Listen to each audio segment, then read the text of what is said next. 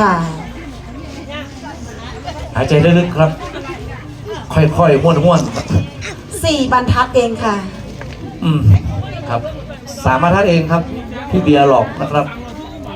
คำถามครับถามน้องหมายเลข11ครับน้องจิตรวรรณถามว่าโปรดมองที่คณะกรรมการทั้ง5 ท่านครับ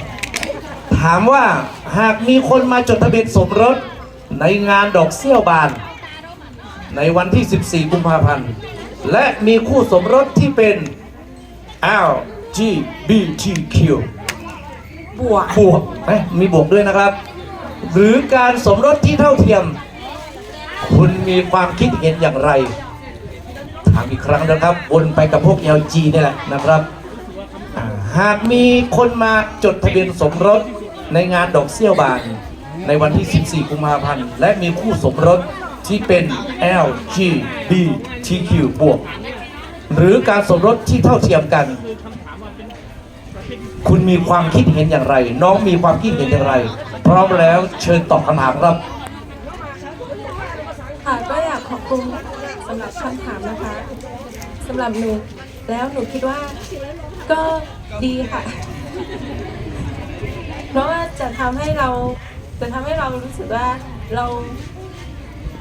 าสำคัญในวันที่ 14 กุมภาพันธ์ค่ะโอ้โหนะครับไม่ว่าจะเป็นประเภทอะไรก็สามารถสมรสกันได้ค่ะเพราะว่าเดี๋ยวนี้ความรักมันเกี่ยวกับทุกๆอย่างค่ะมันไม่ใช่แค่ผู้หญิงกับผู้ชายสื่อสารเป็นภาษาถิ่นเราด้วยครับ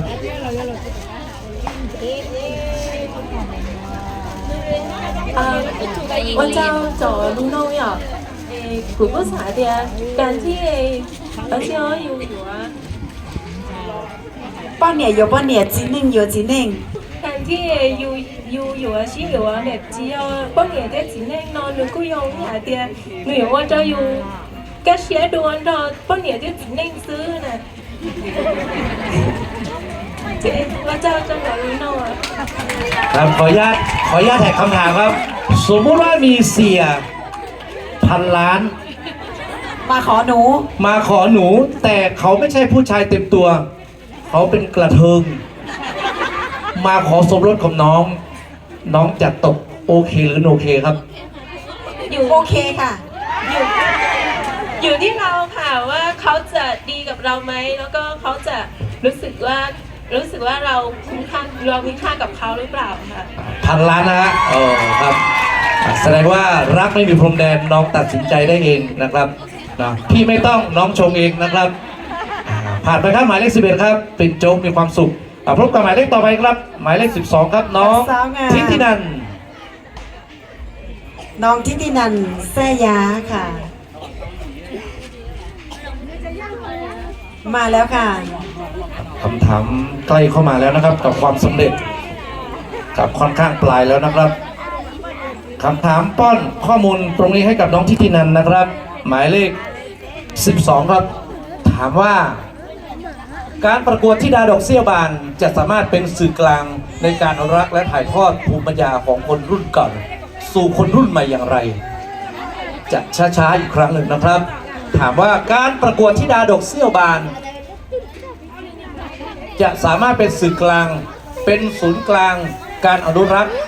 การถ่ายทอดภูมิปัญญาของคนรุ่นก่อนสู่คนรุ่นใหม่อย่างไรพร้อมแล้วน้องตอบคำถามครับขอบคุณสำหรับคำถามนะคะสำหรับหนูแล้วหนูคิดว่าเป็นสิ่งที่สำคัญค่ะเพราะว่าทุกวันนี้ไม่ว่าจะมีงานอะไรก็ตามมันจะมีกิจกรรมของชนเผ่ามงอยู่ไม่ว่าจะเป็นการโยนลูกช่วงหรือว่าการใส่ชุดของชนเผ่ามงเนี่ยค่ะจะมีกิจกรรมเหล่านี้อยู่หนูคิดว่าสิ่งนี้สามารถอยู่กับเราไปตลอดกาลค่ะโอเจ้าตัวนี้เราหนุ่มๆเด็กกูตัวเข่กูใส่เดีย你要我用我要别的，这点寂寞路安的东西，你我等了要不啥的，了北蒙那北蒙英我只係รอลุงมงรอนะเขาจะมงเรา需要กิจกรรมต่างๆที่要มงเรียอยากไปกุศลเดียนี่ก็อยากว่ารงอีเดีย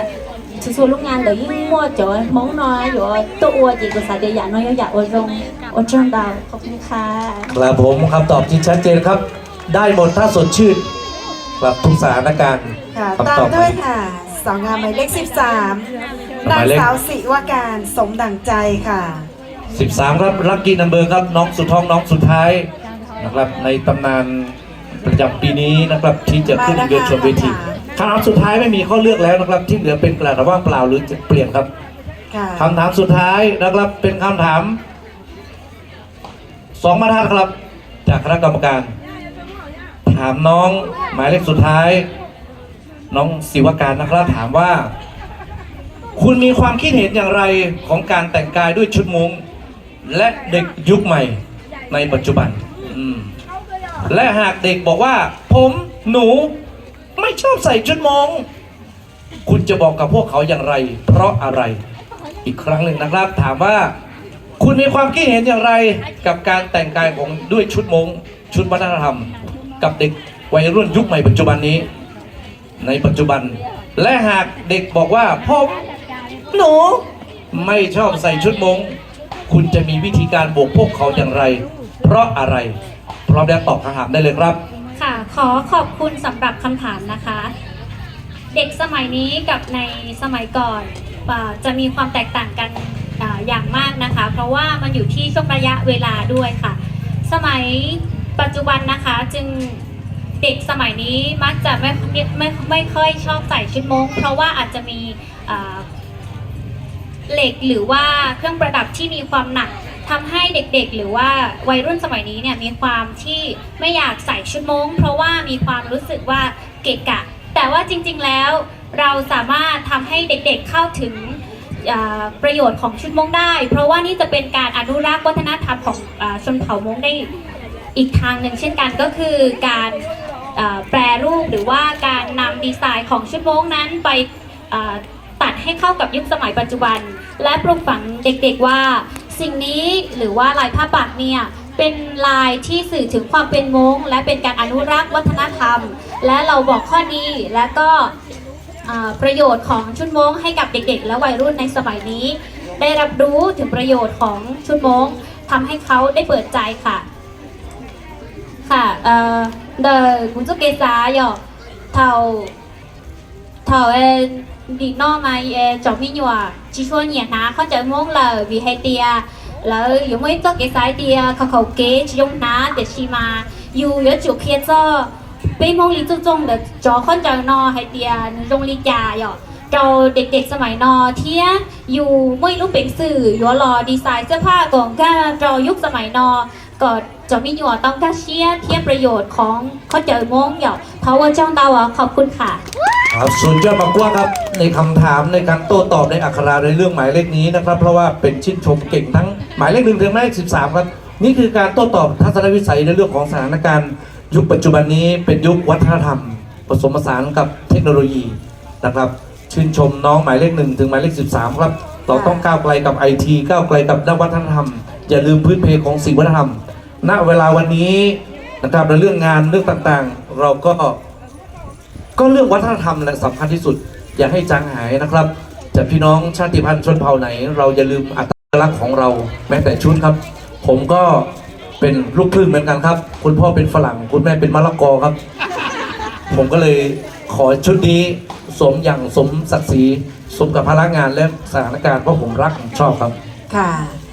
ช่วงเวลานี้นะคะเป็นช่วงเวลาของคณะกรรมการจะทำการบวกคะแนนบวกลบคูณหารอะไรก็แล้วแต่นะคะประมวลด้วยโปรแกรมชั้นสูงจากคอมพิวเตอร์นะคะ ตอนนี้พวงมาลัยค่ะพวงมาลัยครับรางวัลน้ำใจมาแล้วพวงมาลัยนะคะพวงมาลัยยังตอนนี้ยังยื่นได้นะคะ ไปติดต่อได้ด้านขวามือของเวทีนะคะครับ1 พวง 1 คะแนนใช่ค่ะวันนี้เป็นการทดสอบการตัดสินในช่วงรองก่อนจะเข้าความเข้มข้นทุกๆรายการนะครับทุกๆของกิจกรรมพร้อมแล้วพี่เลี้ยงครับโหวตของโค้ชและผู้กำกับการสนับสนุนนะครับคุณพ่อคุณแม่ผู้จัดการผู้นำชุมชนตอนนี้นำเรียนท่านมอบพวงมาลัยได้เลยนะครับให้กับน้องๆที่น่ารักสาวสวยว่าที่ธิดาดอกเสียบานประจำปีนี้2018สิ่งไม่กี่นาทีข้างหน้านี้นะครับมาแล้วครับชรบครับพี่กัวค่ะพี่ยิ้มกัวมาด้วยครับชรบเชียงรายบ้านเรานะฮะใช่หรือเปล่าครับนะครับน่ารักมากสมชุดแบบสมศักดิ์ศรีครับนะครับ อยู่ที่ไหนเป็นที่นั่นครับรักอาชีพรักงานรักพลังกิจงาน และก็รักโลกใบนี้ ครับจะเป็น ยอนะคะ บุคคลที่มีความสำคัญ แล้วก็มีความประทับใจของตัวเองนะครับ ค่ะ ตอนนี้สวยๆที่สุดแล้วครับมาเลยครับปุ่มอะไรครับมารางวัลไม่ใช่แต่พวงอะไรครับดอกไม้ครับป้าทุกป้าครับ ค่ะขอบคุณค่ะคุณแม่ขอบคุณคุณแม่นะคะขอบคุณ รับพอร์ตไปแล้วครับหมายเลข 9 อ่า 1 ใน 100นะครับตอนนี้1 ใน 13 จะต้องวันนี้จะต้องเข้าดีเดย์ของตัวเองในลอยลำ5 คนชุดแรก ค่ะ นะครับ ที่เหลือก็จะเก็บรางวัลกับใจปริญญาหัวใจตัวเอง ตอนนี้ทุกคนอยู่ในใจ มีใจหมดเลย มีความสามารถมีความพร้อม1 ใน 13 เพราะคุณคือ1 ในดาวที่จะต้องประกาศอีกไม่กี่นาทีข้างหน้านี้นะครับครับ ค่ะขอบคุณสำหรับทีมงานนะคะทีมงานคุณภาพทุกๆทีมนะคะที่สนับสนุนน้องๆทั้ง 13 คนค่ะ ไม่ว่าจะเป็นท่านในอำเภอเถิงนะคะปหลวงนรงค์ชัยปหลวง ผู้ พิสิท นำชุม ธิ์ ชนทุกๆหมู่บ้าน ค่ะ เป็นหลักเลยนะครับ25 หมู่บ้าน ค่ะ ครับหน่วยงานราชการ ไม่ หั ว่าว ห จะ น้า เป็ อน งค์ ห ก น่ว ร ยงานภาครัฐและเอ ครั ก บ ชน เราร่วมด้วยช่วยกันครับเราไม่ทิ้งกัน วันไหนถ้าเราทิ้งกันแสดงว่าเราอ่อนแอเราพ่ายแพ้ครับ เราต้องเข้มแข็งและ ครับ ไม่ทิ้งกัน ณที่นี่ภูชีฟ้าเป็นแหล่งที่ไม่ได้หายไปไหนครับ จะต้องอยู่กับเราสืบตำนานส่วนลูกหลานเดชโดนเพราะเป็นสัจธรรมชีวิตว่า100 ปีของทุกๆคนของชีวิตมีเวลาจำกัดนะครับ จะไม่มีเราอยู่ตรงนี้อีก100 ปี โลกใบนี้สถานแห่งนี้จะมีอะไรอยู่บ้างนะครับ1 ในดาวทั้ง 7นะครับจะมีอะไรมาทดแทน เราก็ไม่สามารถทราบในเรื่องของอนาคตนะครับ แต่ณเวลานี้วันนี้ทำวันนี้ให้ดีที่สุด อนาคต กับ ก็ ห จะ น้า ดี ที่ เอง ภารกิจอนาคตก็จะดีเองนะครับ อนาคตเรากำหนดด้วยตัวของเราเองได้นะคะ เช่นกัน โดยการทำวันนี้ให้ดีที่สุดนะคะ วันนี้น่ารักน้องๆทั้ง 13 สาวสวยวาจิธิดาดอกเซี่ยวบานวันนี้ทำหน้าที่ตัวเองบนเวทีนะครับอย่างสมศักดิ์ศรีครับอย่างความภาคภูมิใจความเป็นสาวเป็นดอกเอื้องดอยเป็นดอกเซี่ยวดอยนะครับ เพราะว่าเป็นเดือนแห่งการใช้ชีวิตที่ดีต้องพบกับเรื่องราวดีๆพบความรักดีๆในด้านความรักร่างกายจิตใจและความปลอดภัยทุกเรื่องราวนะครับ มาแล้วครับหมายเลข 13 ครับกับผู้ส่งเสริมสนับสนุนนะครับก็มา จาก กับ ที เรา มงานบ้านเจนีโคค่ะ ครับเอาหมายเลขอื่นอย่าให้น้อยหน้านะครับอย่าให้นะครับสิ่งที่เพิ่มเติมคือกำลังใจนะครับในด้านปัจจัยของดอกไม้ของพวงมาลัยนะครับขอบคุณสื่อโซเชียลทุกช่องทุกมุมมองวันนี้ที่ได้ส่งถ่ายทอดไปยังช่องโซเชียลของในด้านของ Facebook Instagram และหลายๆอย่างไฮไลท์ทิกตอกหรือแม้กระทั่งไลฟ์สดนะครับในเรื่องของทางด้านพี่น้องมุ้งชาติพันธุ์ต่างแดนด้วยนะครับออสเตรเลียเวียดนามเมื่อวานนี้เวียดนามมา มาค่ะเวียดนามมาค่ะ ครับออสเตรเลีย สปปลาวก็มา สปปลาวนะครับสาธารณรัฐประชาธิปไตยประชาชนลาว USA ก็มา เมื่อวานนี้มาจากรัฐซานฟรานซิสโกนะครับมาคุยกันนะครับ สิ่งที่หลงเหลือสำคัญที่สุดในเวลานี้คือความตั้งมั่นตั้งใจและความโชคดีครับซึ่งมั่นใจตลอด3 วันทั้งทุกท่านที่ไปอยู่ร่วมงาน ทั้งสาวสวยที่อยู่บนทั้งกรรมการทั้งผู้เกี่ยวข้อง ก็ดูแลสุขภาพให้ดีแล้วกันในเรื่องของสภาวะโรคปัจจุบันครับ ในเรื่องไข้หวัดใหญ่ไวรัส RSV นะครับในเรื่องสายพันธุ์มันนะครับไอจามระคายคอน้ำมูกไหลไปหาหมอครับ พักผ่อนอยู่ที่บ้านก่อ ครั น บ อย่าเพิ่งออกไปไหนหาหมอเสร็จแล้วต้องมาพักรักษาตัว อย่าเพิ่งไปไหนกลัว เดี๋ยวจะไปฮัดเชยใส่คนอื่น ใช่แล้วครับเพราะทุกท่านอาการไม่ค่อยปกติเหมือนหลายท่านแต่ ค่ะ เก็บอาการได้ดีนะครับอ่อนเพลียกล้ามเนื้อกล้ามตัวกับดูแลสุขภาพด้วยนะครับไม่ได้เป็นหมอแต่เป็นห่วงครับเรื่อยๆนะครับตอนนี้พวงมาลัยยังเหลือนะครับขวัญกำลังใจนะครับรอบ 1 รอบ 2เดี๋ยวเราจะไปคอนเนคในช่วงที่สำคัญที่สุดในเรื่องของช่วงบ่ายในการประกาศนะครับ ผล ประกาศ รางวั ผ ล ลเลยรางวัลซึ่งจะควบคู่ไปกับกิจกรรมในการวาดภาพแข่งขันหน้าไม้ลูกข่างสลับกันไปในการบนเวทีอย่างนี้นะครับ ขอให้อวยพรให้น้องๆเป็นตัวแทนทั้งหมายเลข 1 ถึงหมายเลข 13 นะครับ ขอให้ครับโชคดีมีชีวิตที่งดงามตามที่ฝันนะครับ วันนี้สำคัญที่สุดเป็นวันที่เราทำดีที่สุดในวันอันสดใสนะครับ ก็ขอให้ทุกก้าวนะครับก้าวไปด้วยความมั่นใจก้าวที่กล้าก้าวแรกด้วยความมั่นใจครับก้าวต่อไปคือความสำเร็จนะครับ และวันนี้จะเป็นก้าวไกลสู่ความสำเร็จเช่นเดียวกันครับกับมือน้องๆในความฝันนะครับ ส่วนสภาวะผู้ส่งเสริมสนับสนุนทางด้านหน่วยงานวิชาการหรือหน่วยงานต่างๆก็ขอขอบคุณในการกำกับติดตามดูแลลูกท่านเป็นอย่างดีลูกหลานของท่านโดยการสร้างแผ่นดินให้มีคุณค่าแผ่นดินที่สูงในบนพื้นแผ่นดินของตำบลตับเต่านะครับการสร้างคนดีในบ้านเมืองสร้างผู้นำให้ในชุมชนนะครับเป็นกฎกติกาเป็นคันลองสัจธรรมนะครับสร้างคุณภาพให้เพื่อนโรงงานและองค์กรที่ดีของประเทศชาติครับ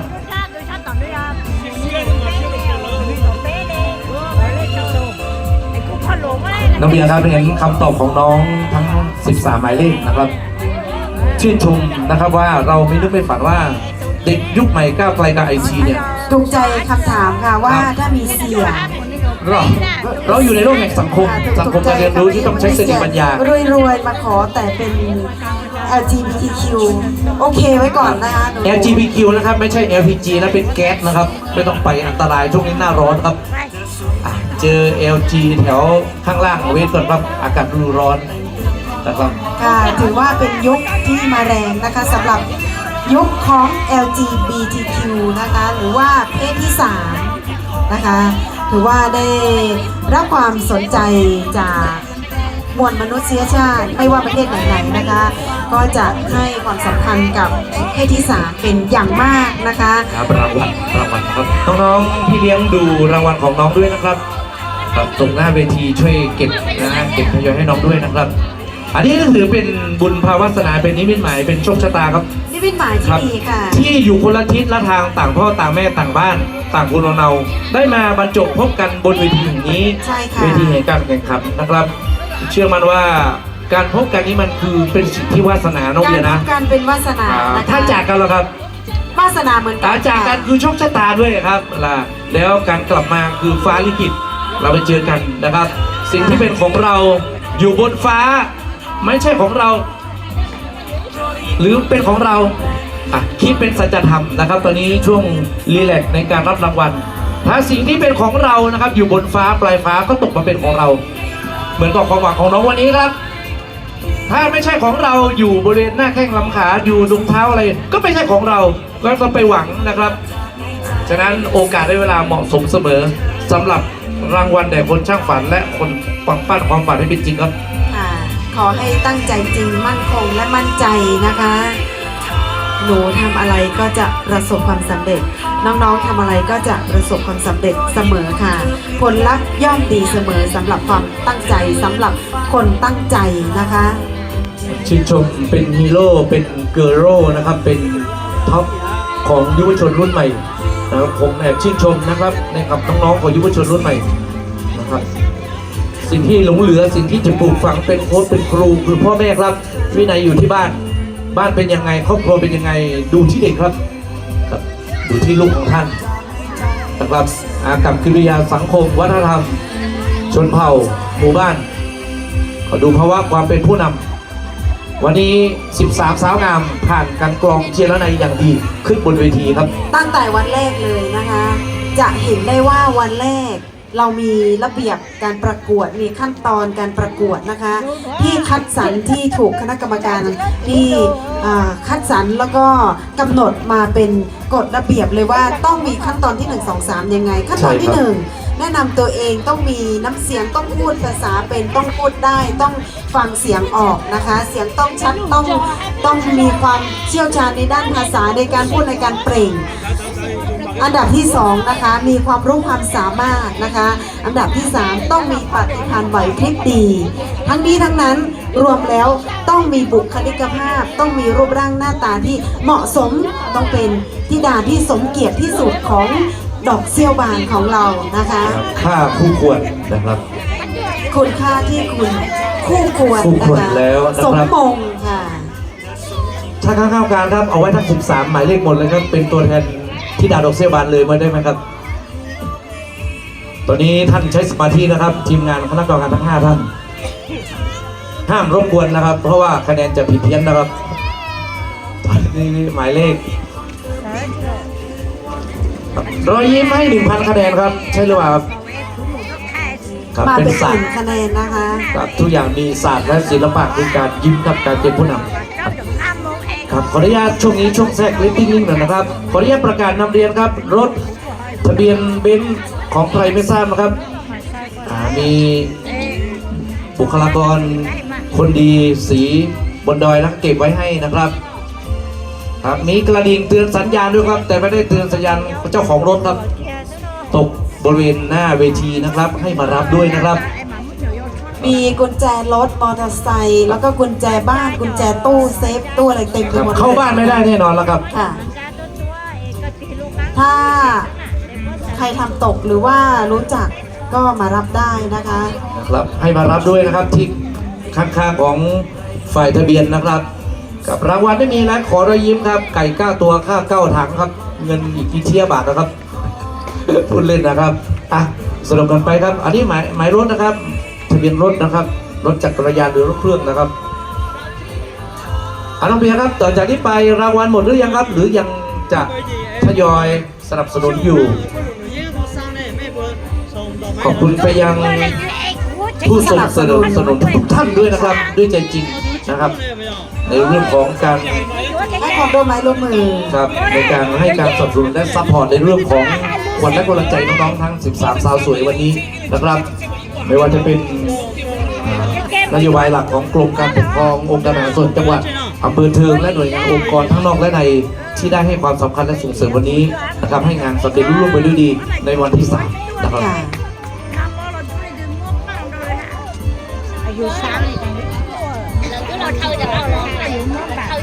คณะกรรมการถ้าพร้อมแล้วกลุ่มประแปมครับเดี๋ยวจะให้น้องยนต์โฉมแล้วกลับไปลงไปพักเนาะนะครับใช่ไหมครับ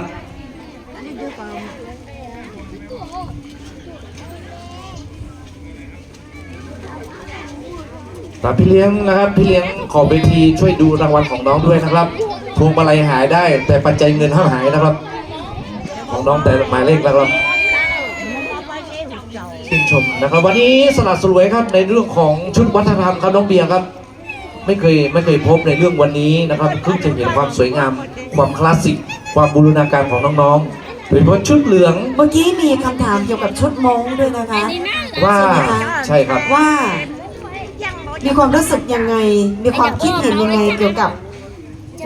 การแต่งกายหรือว่าเกี่ยวกับเครื่องประดับเกี่ยวกับชุดของความเป็นมงของเรานะคะ ซึ่งจริงๆแล้วนะคะชุดมงเนี่ยตอนในขณะนี้นะคะก็มีเขาเรียกว่ามีพัฒนาการ หรือว่ามีการเย็บปักถักร้อยที่ให้มันเข้ากับยุคกับสมัยนะคะ ว่าผสมผสาน ใช่ค่ะเขาก็จะบอกว่ามีชุดมงเก่าชุดมงใหม่ชุดมงแฟชั่น ชุดมงประยุกต์อะไรนะคะ นั่นก็คือความคิดคือไอเดียค ใช่ รับที่ ค่ะ เกิดจากศูนย์สมองศิลปะส่วนหน้าส่วนกลางส่วนหลังซ้ายขวา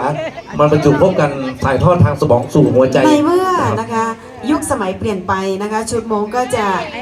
ดีไซเนอร์ของคนมงเนี่ยเขาก็จะดีไซเนอร์ให้เข้ากับยุคกับสมัย ใส่แล้วต้องสวยต้องโชว์สรีระต้องกระฉับกระเฉง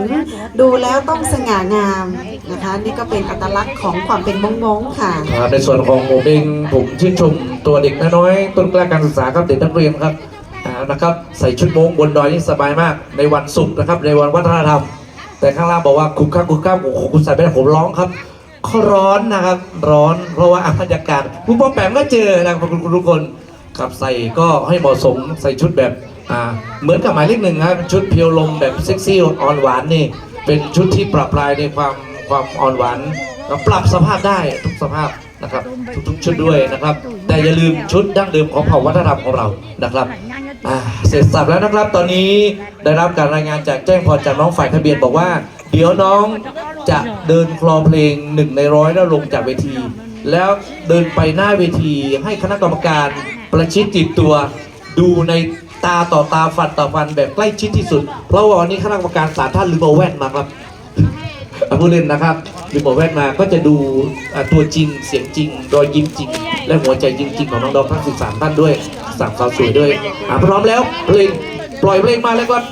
ค่ะ คนสวยหนูต้องเดินลงไปแล้วก็ไปยืนเรียงแถวแบบนี้นะคะ ให้ใกล้กับท่านคณะกรรมการที่สุดนะคะ พี่เลี้ยงคอยรับอยู่นะครับครับในเรื่องของครับหมายเลขหนึ่งครับ สาวงามหมายเลขหนึ่งน้องนางสาวนิจจารีเกษรนุชมณีค่ะน้อง นิจ เอิ จารี ญ เกษรนุบณีน้องเอิญนะครับ ค่ะ สาวน้อยแห่งศิลาแดงอำเภอเวียงแก่นจังหวัดเชียงราย ค่ะเมื่อวานมาในความสามารถพิเศษการ หมายเลขสองครับน้องนาริศราเสรีพัฒนกุลน้องป้าเจีย ค่ะ จากสาวน้อยจากอำเภอจอมทองจังหวัดเชียงใหม่ แจงใหม่สาวงามหมายเลขสามค่ะ น้องสุมาลีชัยเดชสกุลประภาน้อง ปั้ ป้าน เต็ เต็ ง งสาวน้อยห้วยติ้วอำเภอเวียงแก่น สาวงามหมายเลขสี่นางสาวอัจฉริยาน้องเบ้า น้องอัชราน้องเบ้านะครับ จากสาวน้อยสายทอง ค่ะสาวงามหมายเลขห้านางสาวจิรานุชอุดมพันธ์น้องแจม น้อง ค่ะ แจมครับสาวน้อยจากหมู่ที่ 13